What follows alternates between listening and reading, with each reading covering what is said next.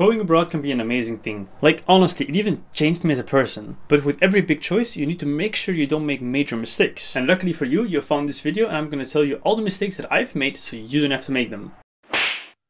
Big mistake number one is to stay inside. When I was in Finland, I had days, even weeks, where I would not go outside and just chill in my room all day. Besides for school, of course. Do not do this. This caused me to miss out on a ton of possible activities and even caused me to miss the northern lights at one point, which I really regretted the day after. Of course, I'm not saying that you can never stay inside, because going out all the time is also not for everyone. But if you notice yourself watching Netflix for a week straight, there might be something wrong there, because you have to take into account that you're only there for a limited amount of time, so you need to make the most out of it, even if it's a little bit out of your comfort zone, even if it's just to your neighbors to play some cards. Oh, and if you don't really have any friends, join associations, get new hobbies, make sure you meet some new people so you can actually connect with them and actually do stuff with them. This is something I put a lot of emphasis on in the beginning of my stay, because I knew there were going to be a lot of new people, and new people often really want to meet new people, so I took this to my advantage and just started talking and mingling with everyone. This really helped me out in the end because it ended up with a very big WhatsApp group with a lot of people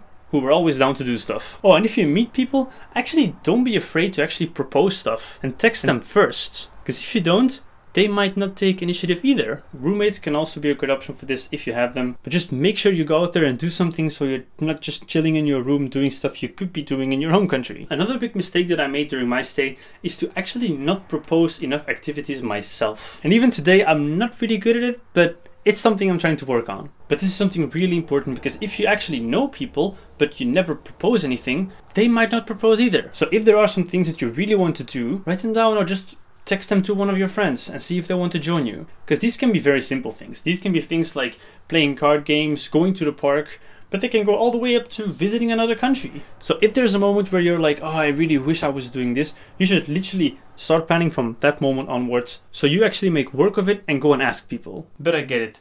This can be quite difficult for people, definitely if you don't really know many people, but if you do know some people, you really should take this seriously. And if you've actually created this group, make sure you're not afraid to actually make decisions for the group. Because we all know those groups of 20 people where everyone is like, yes, let's do this, but nothing ever really gets arranged. And even though I'm still not the best at this, this is definitely something I'm trying to work on. And doing this resulted in me having an amazing trip through Estonia, Latvia and Lithuania with a bunch of awesome people. You'll probably have to do most of the planning yourself, but in the end, does it really matter? Because you will get an amazing trip as a result. And if nobody wants to go, heck, just go yourself, because that trip will probably be even more memorable if you're going by yourself. But this is honestly something I wish someone would have told me, because looking back at it now, there are still so many places I would have loved to visit in Finland, and now that I'm back in my home country, it's not that easy anymore. Another big mistake that I've made before is to actually stay in a toxic relationship while being abroad.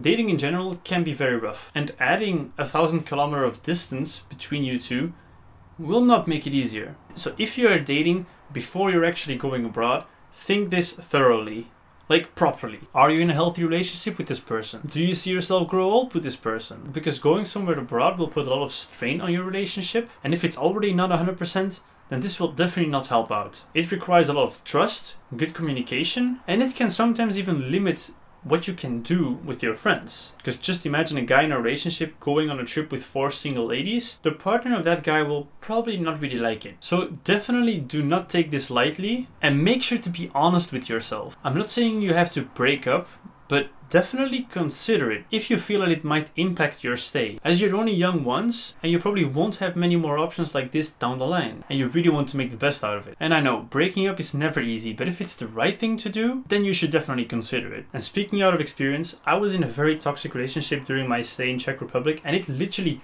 killed my stay there. I couldn't go anywhere without fights. I had to constantly text her, and it even resulted in me just not wanting to go anywhere anymore because I knew there were going to be fights. Saying yes, this was definitely my own fault because it was my decision to stay, and I sincerely hope that if you are in a similar relationship to what I was back then, to really think this through and make decisions on what you actually want. So please learn from my mistakes. Oh, and being single while studying abroad can actually be very fun. Another big mistake that I've seen people make is to not have enough money to do the things you actually want to do.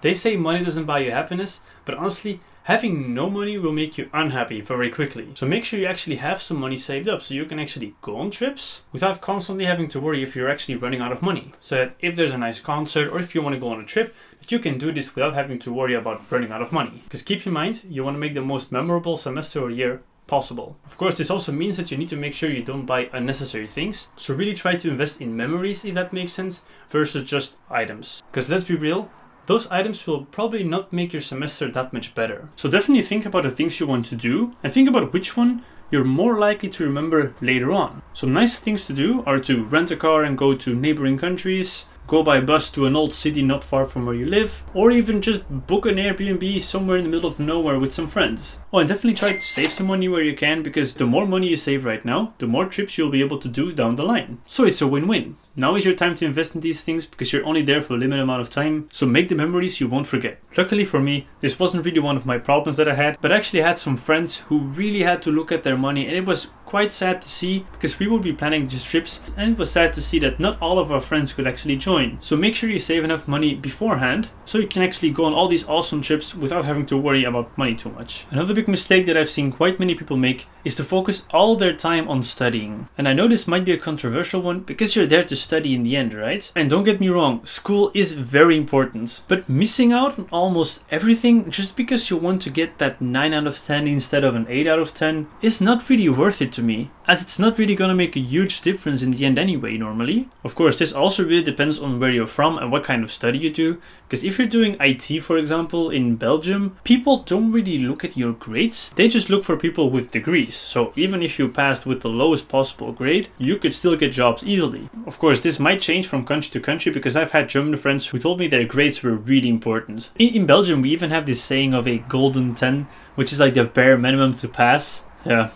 I guess Belgians are not a great example. However, you still need to put in some time for school, so make sure you don't actually fail any courses, because that will possibly set you back, and that's the last thing we want, right? So you really need to find a balance of when to do activities and when to actually go and study. Oh, and skipping some courses here and there is usually not a problem. Definitely if you're an exchange student. At least I felt like most teachers actually didn't really care if we were gone.